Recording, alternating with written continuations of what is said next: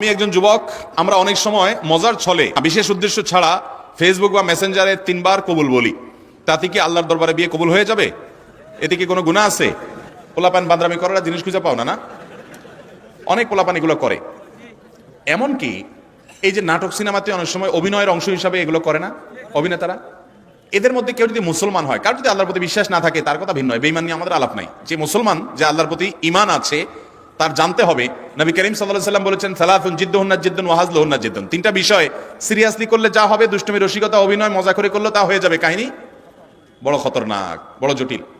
অতএব আপনি দোস্ত দুষ্টামি করে কোনো ক্লাসমেট মেয়েকে বললেন অন্য 2-3 দোস্তের সামনে যে আমি ওরে বিয়ে করলাম, হ্যাঁ, এবং সেও অ্যাডাল্ট আপনিও অ্যাডাল্ট, দুজন সাক্ষীও আছে।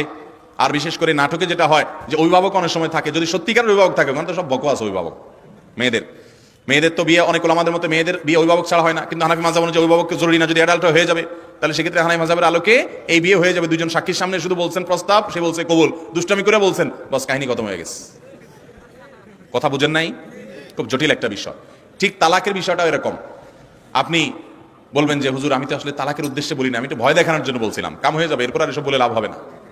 অতএব এগুলো সাবধানে করতে হবে। আল্লাহ আমাদেরকে এই সমস্ত বিষয় হেয়ালিপনা, দুষ্টমি, এগুলো থেকে বেঁচে থাকার তৌফিক দান করুন।